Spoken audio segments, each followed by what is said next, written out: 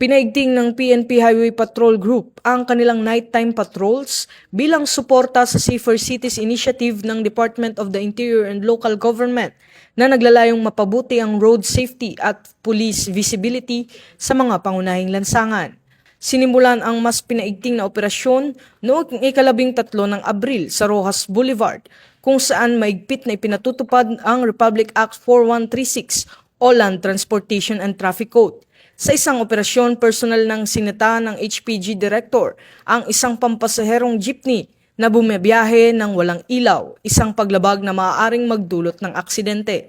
Samantala, iniulat ng PNP na umabot sa 75,492 ang naitalang mga lumabag sa iba't ibang ordinansa sa buong National Capital Region mula ika-6 ng Abril hanggang ika-13.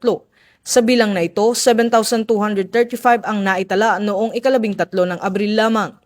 Nanguna sa mga paglabag ang pag-inom ng alak sa pampublikong lugar, kasunod ang paglalakad ng walang damit pang itaas, curfew violations ng mga menor de edad, at paggamit ng karaoke lampas sa itinakdang oras. Ito ang bagong PNP para sa bagong Pilipinas, serbisyong mabilis, tapat at nararamdaman.